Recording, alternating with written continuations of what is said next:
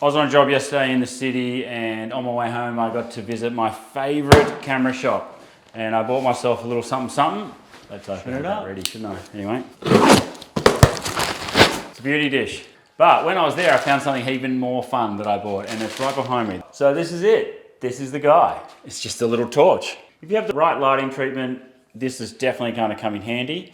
But the key to lighting is understanding that you want to cut light out to bring light in. It's not all about just bringing in as much light as you can. It's about bringing in the right amount of light. Let's run through a few of the modifiers. Well, this one is called a lantern, and it creates a really broad light. But this is actually a really great diffuser. I really enjoy this one. It creates really nice, clean light, and it's a really great fill light. The next one is the beauty dish. So the beauty dish has been around for a while. It was probably one of the first modifiers. I could be wrong, don't come at me keyboard guys. But this is probably one step away from direct harsh light.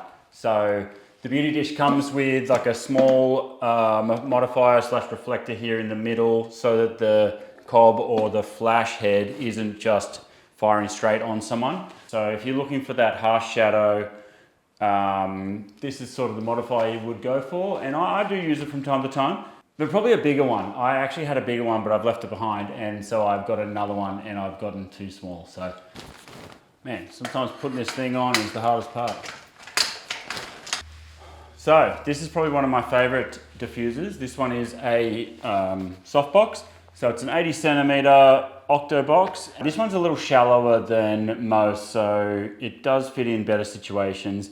You can also put a grid on there, which will cut the spread of the light, so it'll make it more direct. You would use something like this as a key light, and then the lantern is maybe like a fill light. This one is same, it's pretty much just an octo box, this soft box, but this one is a rectangle, almost square.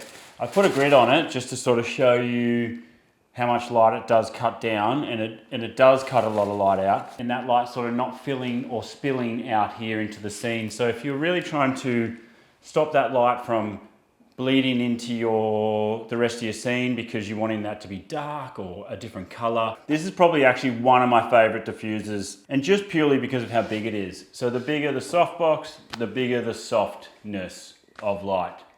The light probably is a little too soft. You really have to put a lot of power into it. So this is a 300C in here, and this is 100%. But if that was 100% pointing at my face, it would probably melt off. The smaller the light, the smaller the diffuser. The bigger the light, the bigger the diffuser.